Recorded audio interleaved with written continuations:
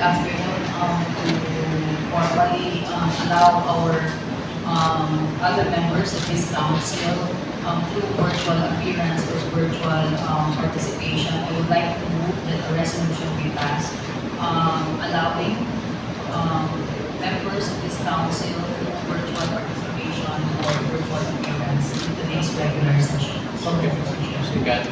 Seconded by Councilor Tapay Montas. Any objection? There's none. Then the motion is approved. Next item, the agenda, approval of the agenda. Councilor Ryan.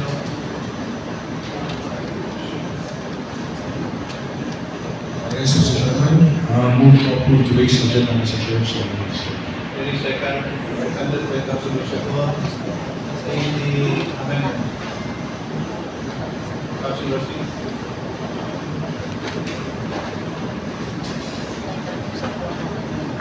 Thank you, Mr. Chairman. I would like to move, Mr. Chairman, for inclusion in today's agenda under the messages of the City Mayor. A resolution authorizing City Mayor Frederick W. Shao to enter into and sign the contract of service of the following personnel of the City Mayor's Office, the Ligan City Drug Treatment and Rehabilitation Center for the period of January 1, 2025 to June 30, 2025. So move, Mr. Chairman. Any resolution in second? Seconded by Tapay Montas. Councilor Permonte, Councilor Santos. Any objection? Then next one, motion is. Thank you, Mr. Chairman. Another resolution, Mr. Chairman, authorizing the City Mayor, Frederick W. Shao, to enter into and sign the contract of service of Attorney J. D. Laot of the City Budget Office as Special Operations Executive Assistant to the period of January 1, 2025 to June 30, 2025. Motion and second. Seconded by Councilor Shekwa. Any objection? The motion for conclusion is approved. Thank you, Mr. Chairman. Thank you very much. Mr. Chair, I ask that the rules be suspended and be called for committee to advise. Resolution for the suspension of the rule is seconded by Councilor Vargas and Councilor Nicol Kapampangan. The motion is. Thank you, Mr. Chair. May I call Attorney P. Florentino Padillas for please.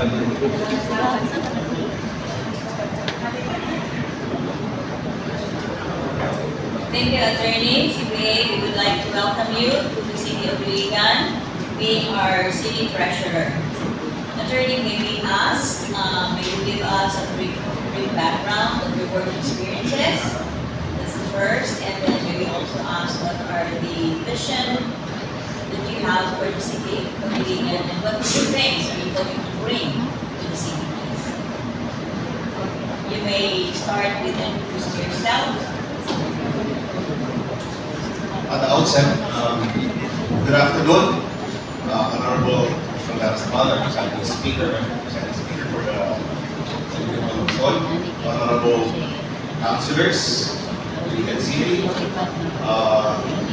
members of the audience, yung hapon sa Ligan. Excuse me, I would like to acknowledge the presence of Councilor Jake Olanay. Noted. At the outset, I would also like to thank Sangguniang Panguluson for passing resolution number 25-11, authorizing me to sign checks that we have received illegal and facilitate payments for the financial obligations to avoid delays in delivering essential public services. Thank you also for this invitation. I actually wanted to be here even before that invitation. I also responded last Friday confirming my attendance to this session. At the same time, I also submitted my personal data sheet I hope the Secretariat was also disseminated this to the councilors for their perusal and for their information. Initially, I am Attorney Laurentino Pareja Padeles. I am a lawyer, a certified public accountant. I am also a master's degree holder in progress. in Development Management from the Development Academy of the Philippines. I passed also, as required by the Office of the City Treasurer, the BCLA exam for civil service, the basic competencies for local treasurers, and basically I passed also the professional civil service exams. I have been in government service for 28 years. I have been silently working for the city of Iligan as the finance head of the Department of Public Works and Highways.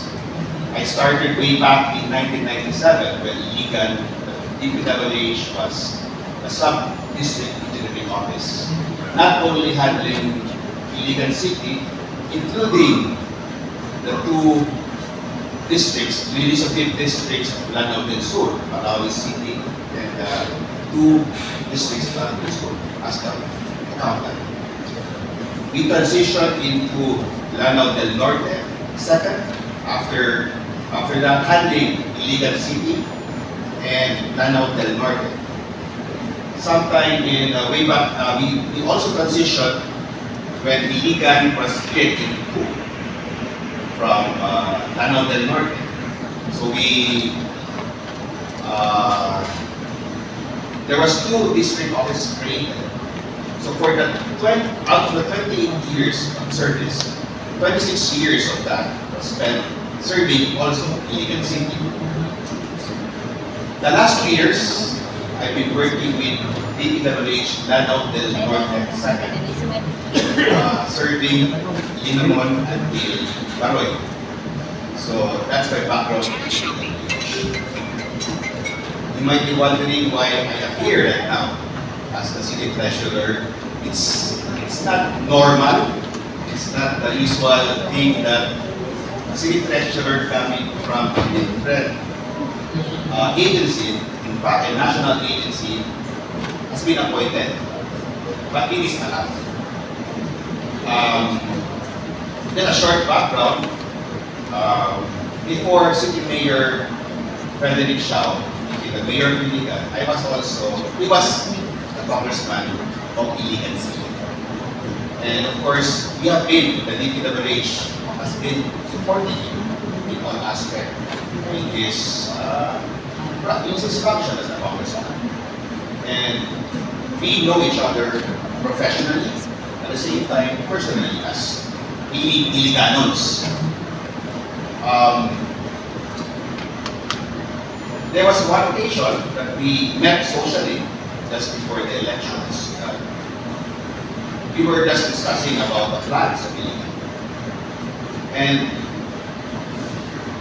giving-wise, there was a conversation about who will, if there is or he has already chosen someone to become chief finance officer of Iligan. Apparently, he has not. So, sort of, he told me, Nano, interesado pa. So I said, well, if I could help you, I could help also the city of Iligan, why not? To make a long story short, he won the election. So I just asked him that I congratulated him. And he said, when are you coming on board? I was not sure of the feelings of time, but he was serious about it. He told me, okay, let's explore it. Just to find out that it is not easy said that. It is easy said that. As you may know, or some of you may not yet know, the office of the city treasurer or or even the office of the Assistant City Treasurer is a nationally appointed office. It is appointed by the Secretary of Finance. It is under the Bureau of Local Government Finance. So we have a regional office in Cagayan de Oro City. At the same time, if you notice, the Vice Mayor was there. They were present during the turnover. They audited our books, they closed the books. They were there as witnesses and they turned it over to me. So that's the now officially, as of this morning, I am now, the books of the City of Iligan has been handed over to me. Now for the concerns, projects, or vision of Iligan. Prior even to my assumption last January, I in fact invited the Sangguniang, or in my assumption last January 8. Prior to that, I have already been meeting the division chiefs. The City Treasurer's Office is composed of 7 divisions. It's quite big department, or division, or big department. And I little by little I learned what they needed, what they lacked. For almost or more than 3 years, I think, there has been no appointed city treasurer. They were all working as an acting capacity. So you could just see the office just being run ministerially, day in, day out, with no vision, no plans yet what to do. They just getting by the operations of the treasury. I learned a lot of their concerns. I will take it up with me. I start first with some concerns with the office. Number 1, we lack manpower. Number 2, there are a lot also vacant positions that has to be filled up. So a lot of regular employees has been doing double or triple the work. We don't have an assistant city treasurer. There are some lacking equipments we need to upgrade. With this in mind, one thing also is our workplace. It's actually not very inclusive. Working as efficiently and effectively. Maybe you do not know, but in my office in DPWH, we are already an ISO certified office. International Organization for Standardization certified, and we passed that 9001/2015. In fact, we were even visited by third-party auditors, and we passed that. So I bring with me some of my ideas of that. That's one of my vision for city to become an ISO certified office. But mind you, we also have been talking about this with Mayor Freddy, City Administrator Darwin, and even Chief of Staff Bernie. The vision is to make the local government of Iligan as an ISO certified office. We cannot do this as one, the whole entire government of the LGU Iligan, but we can do it in the babies or by division. So that's already been discussed. So we're going to approach that way. I am still looking into the finances of Iligan. From what I know right now, the budget for 2025 is around 3.6 billion, if I'm not mistaken. And it's always this way that for most of the cities, or even the municipalities, but what we propose as a budget, that collection, our income from local sources, even with national sources, is not enough. It is always that way. There are only a few cities in the Philippines that can say that they are they have enough, they are financially stable. By vision, I know that we have that situation is to, of course, increase our local revenue collections. It could be coming from our, of course, real property taxes, the basic, the two most highest source of income, real property taxes and our business taxes. Third, to be the EMO, economic enterprise, the money making or the business side of the city. I will still be going over that, but from what I heard, it is not enough to also subsidize even their daily operations. Next source would be the, from what I know before, it was internal revenue allotment, but now it's called NTA. NTA. So this is the support or our share from the national government in taxes coming from the BIR. So with this is I think quite a big amount for as a source, but this is limited. This is actually the law limits us to at least 20% for development, giving the 80% for operations of the city. But my vision there is to hopefully we can transition from an NTA dependent city into a city that can sustain its own operations from our local sources, leaving that 100% for development of the city. And that's actually the goal of that fund. But this is just very far out, but we have to work hard for this.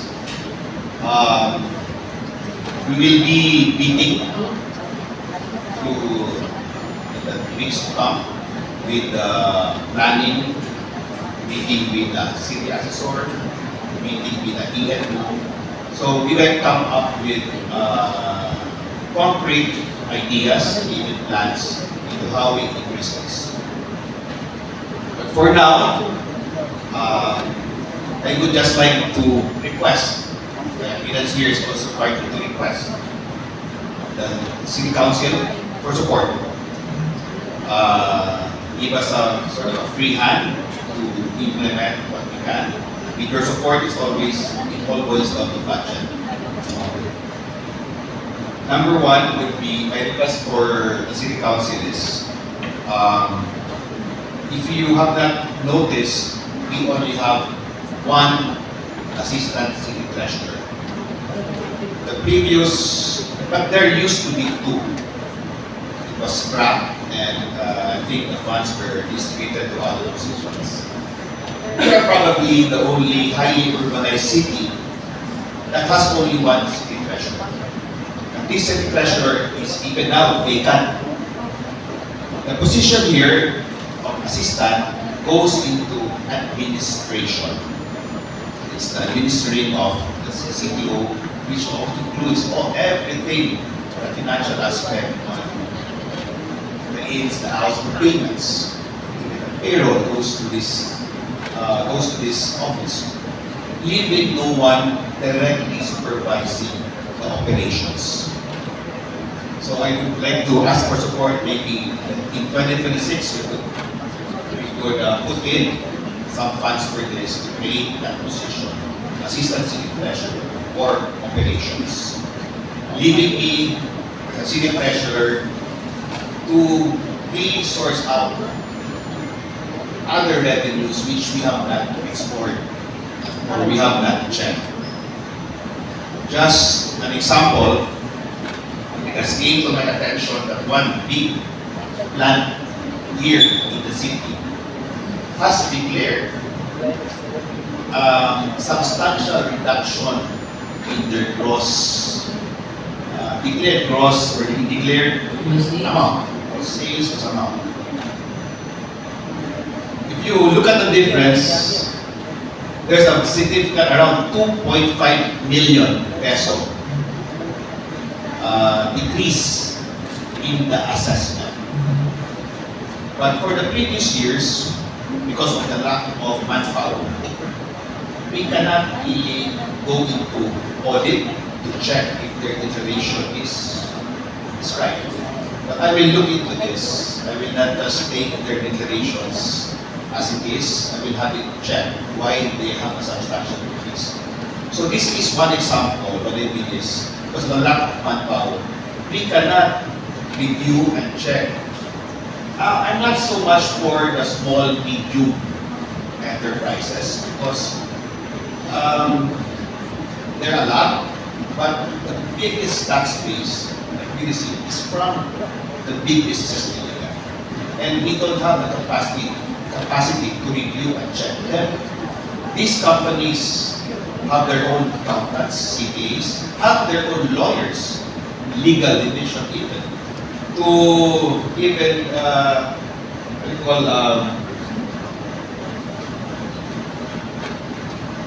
to defend themselves. And if you ask a treasury officer to review them with a lack of capacity, he will just take what they said as true and just let it pass. Sometimes even you just see what they have presented before and what you receive today for this year, you just let it pass. But I will be checking on that. For the other support though, let me just take this opportunity that I will be, with the permission of the ABC President, Honorable Shakur, ABC President, the local barangay treasurers are deputized treasurers of our city. They are authorized, I think they're also funded. They collect community tax certificates for us, in which the barangays also share. With your permission, I will be officially requesting right now. I will be organizing them, not only just to meet them, but sort of ask for their help and let them know their contribution to the city.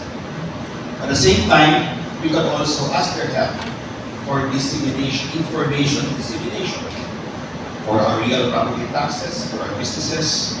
We can empower them and help them. If need be, we can capacitate them for trainings and seminars. So with your permission, Honorable Councilor, thank you. I guess that's, for me, that's my vision, my request for the city. I have already given my personal leadership. If you want to go to details about my family, my mother, also open to that. So, for now, thank you for this opportunity, and I am happy to that. Thank you so much. Very at least one question and I think in the ISO certificate office. And indeed it has to be some method. Because we cannot do it as a whole. So you have to start it and you will be pioneering them. And we're looking forward to that. Thank you, training. You have a lot of things that you have mentioned, and I guess it is only right for you to be the city treasurer, considering the fact that you have a lot of inputs and your experiences in local government, especially in terms of finance, as we truly have to see. May I ask my fellow members if you have additional questions and queries for our new treasurer, Attorney Padilla, please come forward.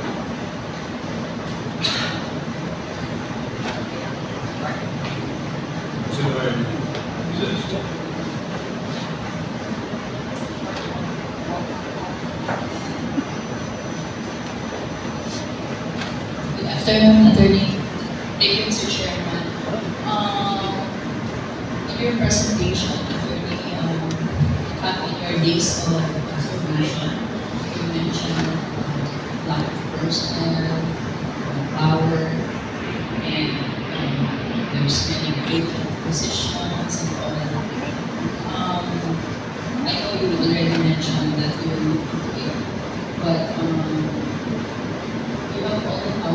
make a recommendation. And also evaluate attorney that we have employees like 40 years or 30 years of service na if they have a chance in case they're qualified to fill in that positions. Yeah. Kaya sa mga nakakita attorney na nag-affect mga employees na nagkaroon ng regular and we don't know how to innovate in positions. I hope kung nakakita ng qualified. Yes, that's a priority. Councilors, thank you for that comment. In fact, I am not closing my doors. Actually, I'm starting to look into the people around CTO.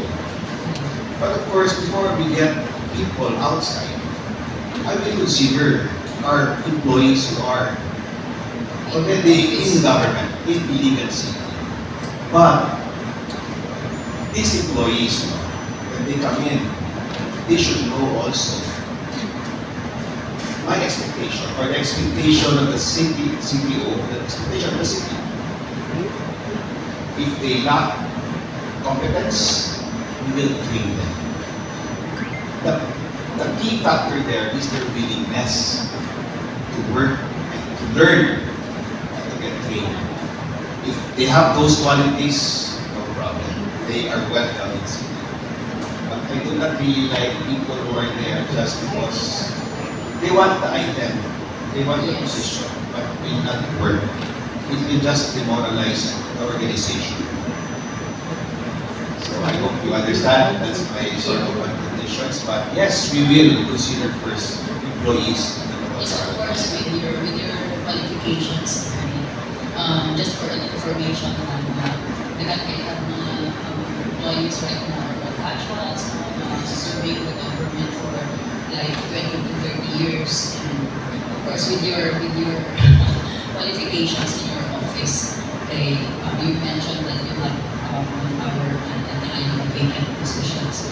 And also, you mentioned to hopefully that you can recommend a create position as assistant city treasurer. I don't know if this will help, but this after today's agenda, we approved na run your office. Operations executive assistant too, but not necessarily as assistant junior, as assistant treasurer. But hopefully, this personnel helps your operations. Thank you for that. And for added information, Ms. Annalyn Enriquez, the former acting city treasurer, has been promoted as division chief. Enriquez has been promoted as division chief. I have personally requested her, of course, with the blessing of Mayor Shao, that he will be assisting me. And we will be grooming her also to become for that position as assistant city treasurer. That's why we also need another one for handle that other side of the operations. Thank you, attorney. Thank you, Mr. Chairman.